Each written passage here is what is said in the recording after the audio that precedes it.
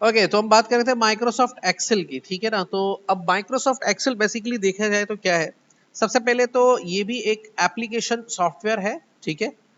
और जो कौन सा पैकेज में आता है, included in MS office package. मतलब जैसे कि अगर कोई शख्स कह रहा है कि मुझे एमएस ऑफिस आता है, इट मींस कि वो इनडायरेक्टली ये कह रहा है कि मुझे Word, Excel, PowerPoint, Outlook वगैरह सब पे अच्छे तरीके से काम करना आता है, ठीक है। समझ रहे मेरी बात को। और अगर कोई शख्स आपको कह रहा है कि मुझे सिर्फ माइक्रोसॉफ्ट एक्सेल आता है, इसका मतलब वो माइक्रोसॉफ्ट एक्सेल को ऑपरेट करना जानता है, माइक्रोसॉफ्ट ऑफिस उसको पूरा नहीं आता है, ठीक है। समझ में आ रही है ना बात। तो ये भी इस ऑफिस के पैकेज का एक हिस्सा है जिसको आप माइक्रोसॉफ्ट एक्सेल कह रहे होते हैं। अब सबसे पहले हम आ जाते हैं एक्सेल के ऊपर। तो एक्सेल के मायने उर्दू में या हिंदी में साफ सुथरा, उजला, मतलब जैसे सर्फ एक्सेल साफ सुथरा, इस तरह के मायने हैं इसके। और यहाँ पर एक्सेल की अगर हम बात करें यूटिलाइजेशन की, कि भाई इसका यूटिलाइजेशन का है, तो बेसिक इसका पर्पस है to store data in tabular form with proper या विद फॉर्मेटिंग, यूं कह सकते हैं कि आप इसमें डेटा को टेबुलर फॉर्म में स्टोर कर सकते हैं बेहतर फॉर्मेटिंग के साथ। किसके साथ? बेहतर फॉर्मेटिंग के साथ। अब डेटा टेबुलर फॉर्म में कैसे स्टोर होता है, सबसे पहले मैं आपको समझाता हूं। जैसे दयावान ने नर्सरी क्लास तो पढ़ी होगी कि कितनी किस्म की कॉपी होती थी नर्सरी में, केजी में? 3-4 किस्म की। कौन कौन सी होती थी? एक लाइन वाली कॉपी होती थी, 4 लाइन वाली कॉपी होती थी, और एक डब्बे वाली कॉपी होती थी। वो जो डब्बे वाली कॉपी थी उसको हमें मिस ने बताया था कि ये बॉक्स बने हुए होते हैं इसके अंदर, जिसको मैथ के लिए कहते थे। तो यूं समझ लें कि ये माइक्रोसॉफ्ट एक्सेल आपकी मैथ की कॉपी है, ठीक है। उस डब्बे वाली कॉपी पे कभी आपने ना तो लेटर लिखा होगा, ना एप्लीकेशन, ना थीसिस, ना नोट्स, ना कोई उर्दू सिंधी की एप्लीकेशन लिखी होगी, ना वर्ड मीनिंग लिखी होगी उस कॉपी के ऊपर आपने कभी। हाँ, सिंगल लाइन और 4 लाइन की कॉपी पर आपने ये सारी चीजें की थी। तो इसलिए माइक्रोसॉफ्ट एक्सेल का जो थोड़ा सा कनेक्शन है वो मैथ से रिलेटेड है। अब मैथ्स की बहुत सारी ब्रांचेस हैं। एक मैथ वो जो हमने पढ़ा प्लस माइनस मल्टीप्लाई, फिर उससे एडवांस कर दिया तो उन्होंने पढ़ाया कि भाई जिसमें उसने हमें बताया कि एलजेब्रा, फैक्टराइजेशन, और आगे चले गए तो ज्योमेट्री, ट्रिग्नोमेट्री, फिर और आगे चले गए तो फंक्शनल मैथ और डेरिवेशंस और कंपाइलेशंस और भी चीजें आ जाती है उसके अंदर। ये सारी मैथ्स की टाइप्स है, लेकिन ये किस तरह की मैथ्स को सपोर्ट करेगा? ये वो सारी मैथ को नहीं करेगा सपोर्ट, और उसका इतना यूटिलाइजेशन भी नहीं होता आम जर्नल हमारी लाइफ के अंदर। ये सपोर्ट करेगा आपको जो मैथ की दूसरी कैटेगरी है जिसको हम कहते हैं अकाउंट्स, ठीक है ना। मतलब हिसाब किताब करने के लिए जितनी मैथ हमें आनी चाहिए उस तरह की मैथ को ये बहुत अच्छे तरीके से सपोर्ट करता है। अब हिसाब किताब के अंदर जो है जैसे कि प्लस माइनस मल्टीप्लाई डिवाइड, यही सारी चीजें चल रही होती है। किसी के पैसों को कहीं पे प्लस करते हैं, कहीं पे उनको हम माइनस करते हैं। तो माइक्रोसॉफ्ट एक्सेल का जो मोस्टली यूटिलाइजेशन है वो अकाउंट्स मेंटेनेंस की तरफ है कि तो मतलब एक बंदा एक्सेल सीख के जर्नल अकाउंट्स को मेंटेन करना सीख जाए, लोगों के खाते वगैरह बनाना सीख जाए, मुख्तलिफ किस्म की शीट्स बनाना सीख जाए। अगर वो किसी स्कूल इन्वायरमेंट में है तो स्टूडेंट की रिजल्ट शीट बनाना सीख जाए, स्टूडेंट प्रोफाइल शीट बनाना सीख जाए। और इसके अलावा अगर और आगे चले तो रिजल्ट कंपाइल के साथ साथ इस तरह की कुछ शीट्स बनाना। अगर वो किसी अकाउंटेंट की फील्ड में किसी भी इदारे में काम कर रहा है तो वो बैंक कंसलेशन रिपोर्ट बनाना सीख जाए, cash book, hand book, credit, debit, ledger accounts, journal ledgers, और ये सारी चीजें करना सीख जाए, इनकम एंड एक्सपेंस शीट बनाना सीख जाए। और वो ये सारे काम कर ले तो किसी भी डिपार्टमेंट में, मतलब वो चाहे स्कूल कॉलेज में काम कर रहा हो, चाहे फैक्ट्री में काम कर रहा हो, चाहे किसी दुकान या किसी बिजनेस के ऑनर के पास एज ए शॉपकीपर के पास एज अकाउंटेंट काम कर रहा हो, तो उनको यही सारी चीजें रिक्वायर्ड होती है। या इन्वेंट्री किस तरह बनती है, ये चीजें उस पर करना आ जाए। तो माइक्रोसॉफ्ट एक्सेल इस तरह की मैथमेटिक्स और इस तरह के प्रॉब्लम्स को आपको सोल्यूशन दे रहे होता है, तो और बहुत अच्छा सोल्यूशन दे रहा होता है। तो एक चीज होती है माइक्रोसॉफ्ट एक्सेल को ऑपरेट करना। कुछ लोग, जैसे मिसाल के तौर पे कुछ लोगों को जिन चीजों का मैंने नाम लिया उनमें उतनी कोई नॉलेज नहीं है। फॉर एग्जांपल, आपको अकाउंट्स की नॉलेज नहीं है, आपको बेसिक मैथ की नॉलेज नहीं है, लेकिन आपको माइक्रोसॉफ्ट एक्सेल अच्छे तरीके से आता है, उसकी नॉलेज आपको बहुत अच्छी है, यूं कि 50-70% नॉलेज है। तो बाद में आप वो काम देखें दुनिया में रजिस्टर कॉपी पर कैसे होते हैं, मतलब मैन्युअली कैसे होते हैं, लोग बाग किताबों पर कॉपियों पर वो काम कैसे कर रहे हैं, उसी चीज को आप समझ के एक्सेल आपने सीखा हुआ है तो उसको आप डिजिटल कर सकते हैं, ठीक है ना। तो इस तरह से भी माइक्रोसॉफ्ट एक्सेल ज्यादा पॉपुलर है इन चीजों में भी।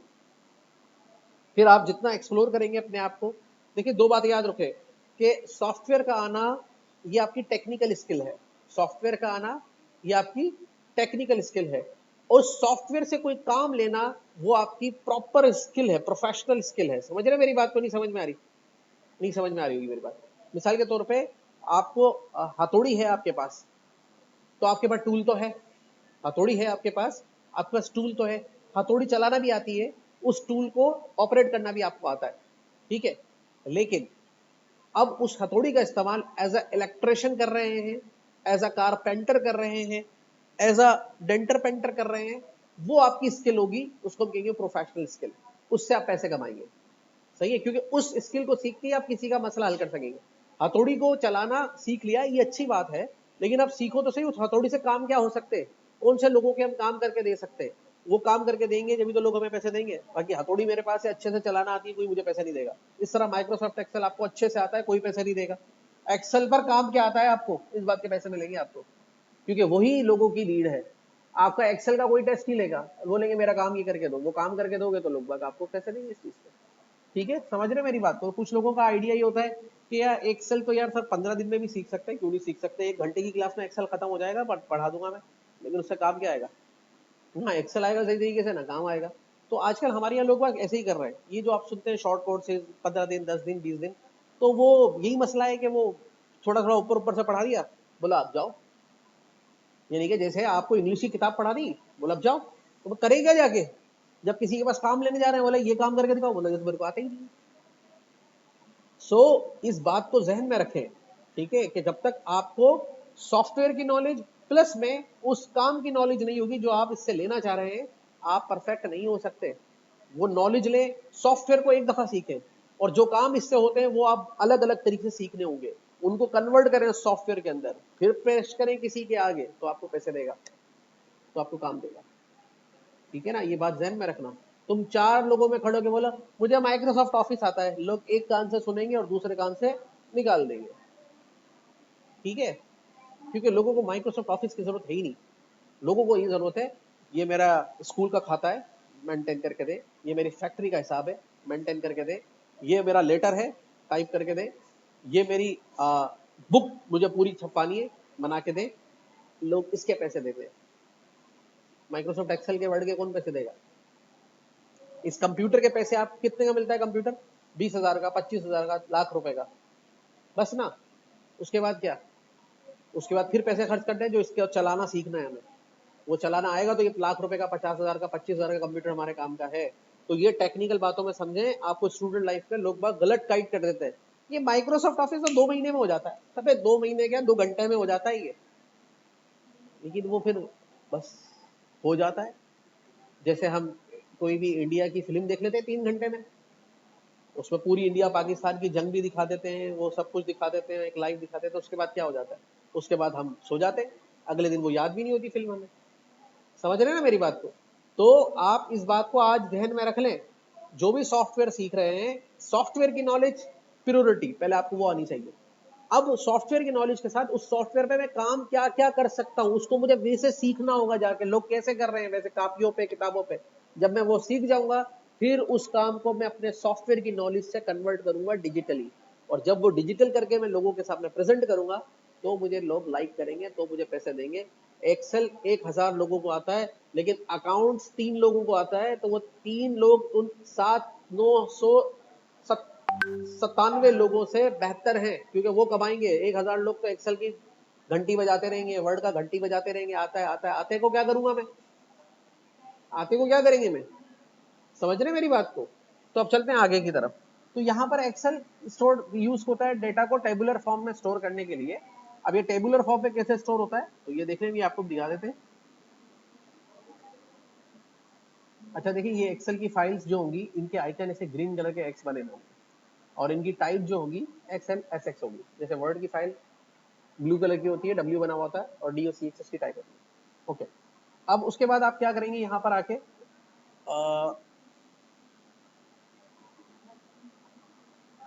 एक फाइल को खोलते हैं हम यहाँ पे।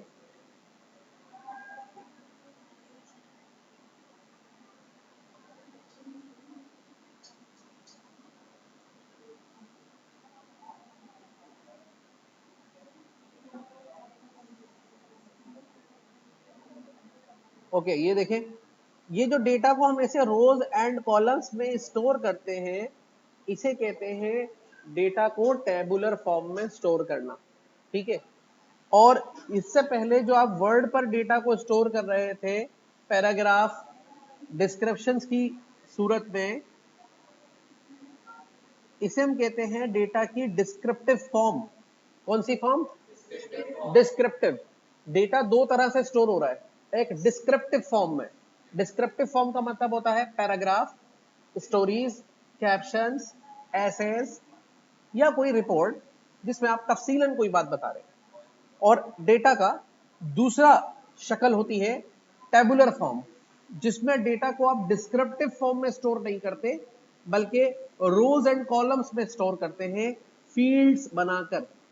जैसे लास्ट रीडिंग का मतलब है कि इस खाने में जितनी रीडिंग लिखी गई है वो लास्ट मंथ की रीडिंग है। करंट रीडिंग का मतलब है इस खाने में जितनी भी रीडिंग लिखी गई है वो इस महीने की रीडिंग है। और टोटल रीडिंग का मतलब है कि इस खाने में जितने भी नंबर लिखे गए हैं वो लास्ट और करंट रीडिंग का सम अप है या सब्ट्रैक्शन है। अब मैंने ये बात आपको जो बताई वो डिस्क्रिप्टिव अंदाज में बताई, लेकिन वर्बली, और इसमें आप वो बात, मेरी बताई हुई बात वैसे ही समझ रहे हैं, लेकिन इसमें कहीं डिस्क्रिप्शन लिखी हुई है क्या? नहीं लिखी हुई। जब डिस्क्रिप्शन नहीं लिखी हुई तो ये एक अलग स्टाइल है डेटा को रिप्रेजेंट करने का न्यूमेरिकल फॉर्म में। न्यूमेरिकल मतलब इसमें मोस्टली डेटा नंबर फॉर्म में मिलेगा या वर्ड्स की सूरत में मिलेगा, लेटर्स की सूरत में मिलेगा, जिसको देखकर आपको दिमाग में एनालाइज करना होगा इसका क्या मतलब है। डिस्क्रिप्टिव फॉर्म का डेटा समझने के लिए हमें प्राइमरी स्किल चाहिए होती है लैंग्वेज की। प्राइमरी स्किल मतलब आपको लैंग्वेज समझ में आनी चाहिए। जैसे बचपन से आपको पढ़ना सिखाया, this is a boy, she is a girl, he is a boy, the cow is a domestic animal. तो आप क्या पढ़ रहे थे? वो डेटा की डिस्क्रिप्शन फॉर्म को, स्टोरीज ऐसे इसके अंदर पढ़ना सीख रहे थे, लैंग्वेज सीख रहे थे। सीखते सीखते अब कहीं भी आपको लैंग्वेज मिल जाएगी तो आप समझ जाइए। लेकिन जैसे ही मैं आपको ये डेटा दिखा रहा हूं, तो इस डेटा के लिए पहले आपको नॉलेज होना लाजमी है अबाउट डेटा, ये डेटा किस चीज का है। और दूसरा, आपको ये भी नॉलेज होना चाहिए कि ये डेटा की कौन सी शक्ल है।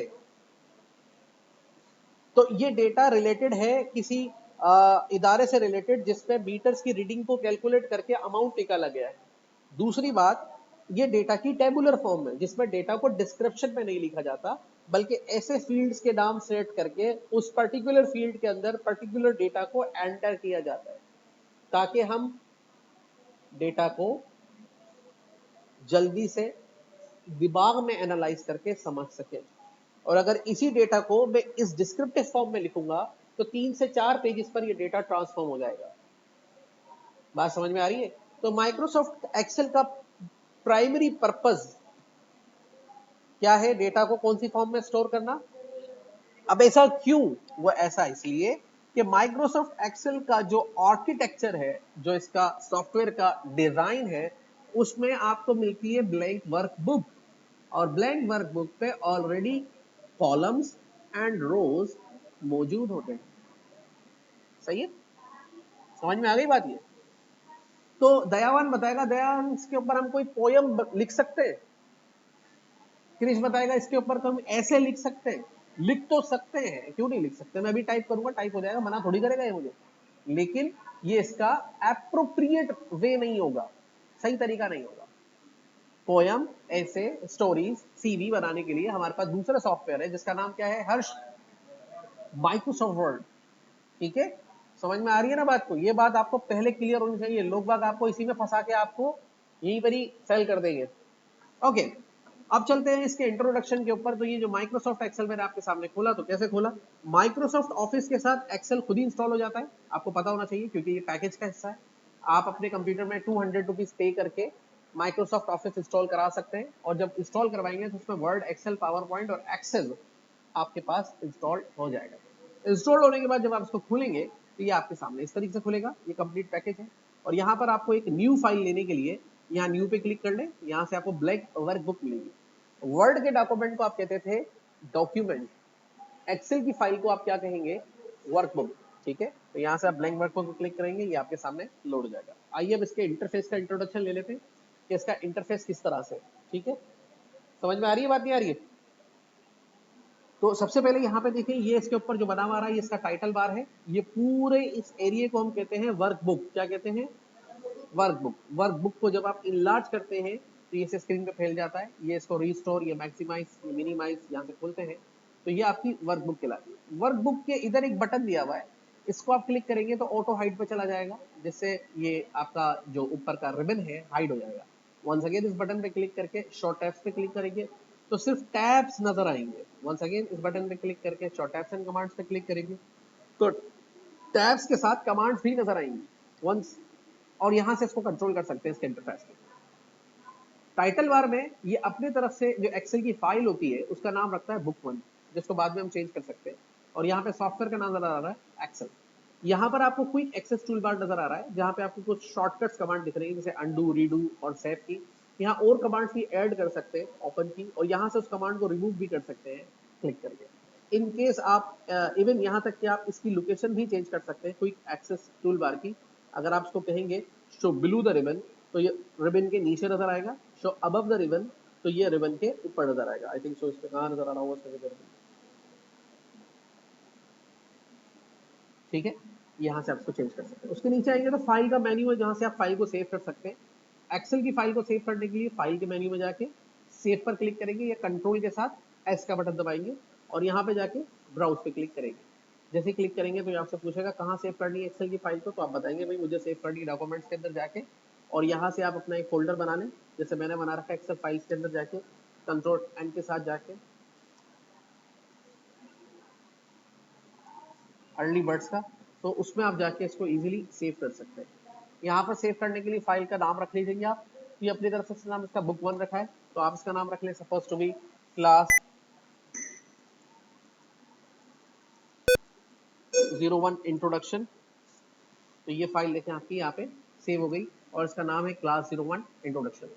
फाइल क्लोज करने के लिए फाइल के मेन्यू में जाएंगे, मोर ऑप्शंस पे क्लिक करेंगे, क्लोज कर देंगे तो यहाँ से फाइल क्लोज हो जाएगी।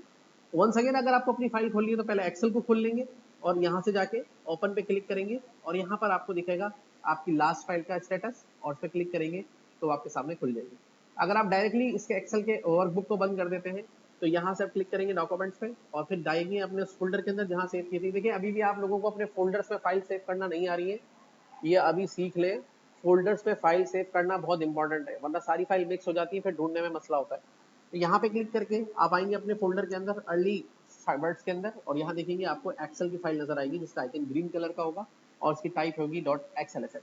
इनकेस अगर किसी को फाइल का नाम नजर आ रहा है और उसकी टाइप नजर नहीं आ रही है तो उसके लिए बहुत आसान तरीका ये है कि व्यू में जाए और व्यू में जाने के बाद फाइल नेम एंड एक्सटेंशन से चेक हटा दे। जैसे चेक हटाएगा तो सिर्फ फाइल का नाम नजर आएगा, टाइप नजर नहीं आएगी। सिमिलरली अगर उसको देखना है तो यहाँ पे चेक लगा दो तो फाइल का नाम भी नजर आएगा, उसकी टाइप भी नजर आ जाएगी।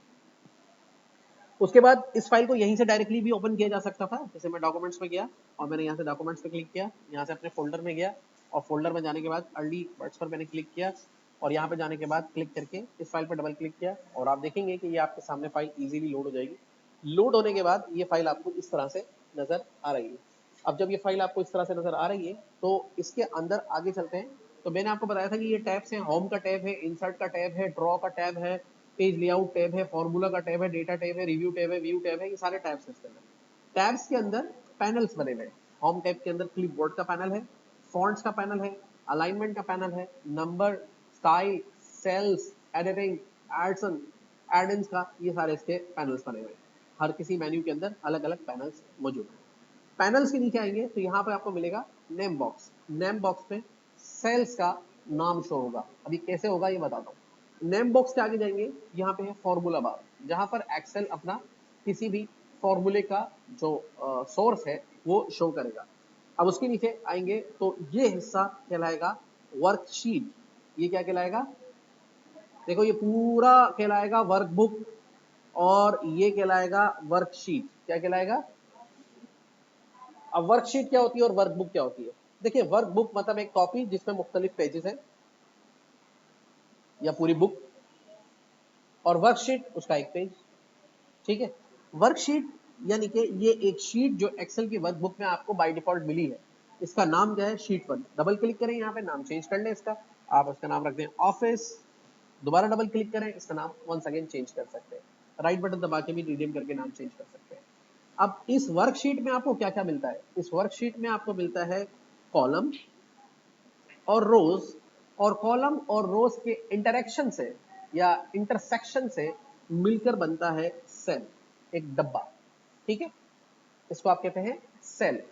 ओके, अब समझ लें, ये जो इस तरह से बने हुए हैं कॉलम है, और इस तरह से जो लाइंस बनी हुई है वो रोज है। तो कॉलम को पहचानने के लिए इन्होंने कॉलम के नाम रखे हैं। ए कॉलम यानी कि पहले कॉलम का नाम क्या है, और पांचवें कॉलम का नाम क्या है, ई, और 10वें कॉलम का नाम क्या होगा, जे, ठीक है। तो ये 10वें कॉलम का नाम। इसी तरह रोज को पहचानने के लिए उन्होंने रखे हैं नंबर। पहली रो का क्या है, 1, दूसरी रो का क्या है, इस तरह 15वीं रो का नंबर क्या होगा, 15, ठीक है। अब कॉलम और रोज के नाम से मिलकर बनता है सेल का नाम।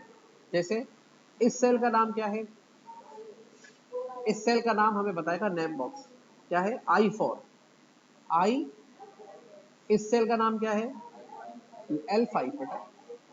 इस सेल का नाम क्या है, तो इस तरह से आपको सेल्स के नाम का पता चलता है कि इस सेल का क्या नाम है, और खुद भी आप मालूम कर सकते हैं, जब आप क्लिक करते हैं तो ये बता रहा होता है। ओके, ये ग्रीन कलर का जो निशान है इसे हम क्या कहते हैं, सेल पॉइंटर। सेल जिस पे क्लिक करेंगे वहां पे ये सेल पॉइंटर आ जाएगा, ठीक है। और ये बड़ा वाला 3D प्लस आ रहा है, इसको हम क्या कहते हैं, माउस पॉइंटर। Mouse pointer. अब ये सेल पॉइंटर की पोजीशन को माउस पॉइंटर से सेट करते हैं, जैसे कि यहां पे रखेंगे तो यहीं पर ही टाइप कर सकेंगे, ठीक है। जैसे हमने टाइप किया RASHID, लिखने के बाद अब हमारे पास दो चॉइस है, enter for accept, escape for cancel. Enter for accept और एस्केप फॉर, देखो मैंने एंटर कर दिया, एक्सेप्ट हो गया। अब यहाँ पे लिख रहा हूँ ALI, ठीक है। अब एंटर फॉर एक्सेप्ट और एस्केप फॉर, एस्केप का बटन दबा दिया। एस्केप का बटन कौन सा होता है उमेश, शाबाश। एस्केप का बटन जैसे ही दबाया इंटर से पहले, तो ये क्या हो गया, कैंसिल हो गया, ठीक है। Escape for accept, enter for accept, escape for cancel, ठीक है।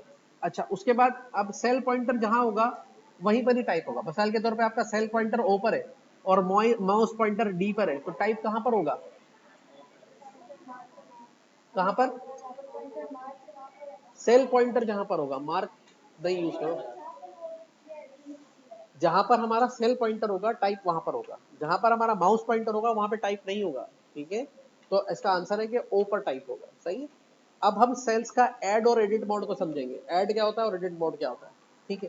पहले हम ये देखते हैं इसको क्या कहते हैं, ये इसका स्टेटस बार है, जहां पर आप अपनी शीट को तीन तरह से देख सकते हैं, एक है नॉर्मल व्यू, एक है पेज लेआउट व्यू, और एक है पेज ब्रेक प्रीव्यू। पर यूजुअली जब भी हम शीट पर काम करते हैं तो आप इसको किस पे रखेंगे, नॉर्मल व्यू पे। हमेशा याद रखिएगा, इस पे काम नहीं कीजिएगा, इस पे काम कीजिएगा।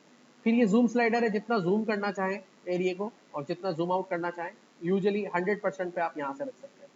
ओके, अभी हम इसको देखते हैं यहाँ पे क्लिक करके कि मैं इस सेल के अंदर कुछ टाइप कर रहा हूँ। फॉर एग्जाम्पल मैं यहाँ पे लिख रहा हूँ माइक्रोसॉफ्ट, लिखने के बाद इसमें ये गलती हो गई और एंटर कर दिया, तो ये मैंने इसका ऐड मोड यूज किया। कौन सा मोड यूज किया, ऐड मोड।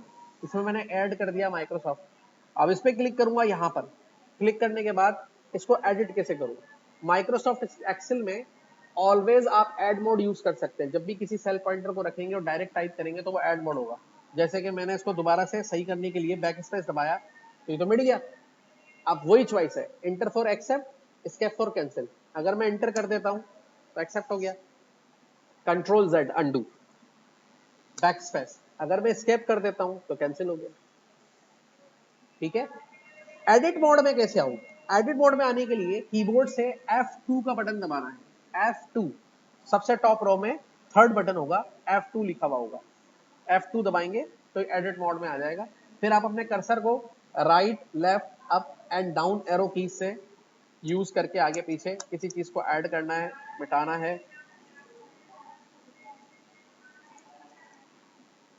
सेट कर ले, फिर आपके पास वही ऑप्शन आ जाएगा, एंटर फॉर एक्सेप्ट और एस्केप फॉर कैंसिल। ठीक है, समझ में आ गई क्या? तो यू ठीक, समझ में आ गई ये बात, एंटर फॉर एक्सेप्ट और हाँ हाँ, एक वर्कशीट के अंदर आ रहा था मैं उस तरफ, एक वर्कशीट के अंदर तकरीबन 10,48,576 रोज होती है और कॉलम की तादाद 16,384 होती है, और इन दोनों को आपस में मल्टीप्लाई करेंगे तो आपको सेल्स का नंबर पता चल जाएगा। ठीक है, लेकिन एक वर्कबुक के अंदर आप 256 वर्कशीट ऐड करा सकते हैं। तो दूसरी वर्कशीट ऐड कराने के लिए ऐड के बटन पे क्लिक करेंगे, उसका नाम आप कुछ और रख दें, सपोज होम रख दें, फिर इस पर क्लिक करके कुछ और रख दें, सपोज इसका नाम दीपेश रख दें। तो इस तरीके से आप जितनी वर्कशीट ऐड कराएंगे ये एक वर्कबुक में ऐड होंगी, और हर वर्कशीट के अंदर सेल्स की और कॉलम की जो क्वांटिटी है वो रिमेन सेम होगी। इस तरह एक ही वर्कबुक में आप काफी काम ले सकते हैं। ठीक है, यहां से क्लिक करके यहां पर आ जाइए। अच्छा, अभी हम सेव कर लेते हैं फाइल को। तो ये देखिए, ये हमारा यही तरीका था कि जिसमें हमने सीखा कि एक्सेल के अंदर फाइल को कैसे बनाना है, कैसे सेव करना है, और इसका एक इंट्रोडक्शन किस तरह से यूटिलाइज होता है, क्या चीज करता है, वो हमने आपको इसमें बता दिया।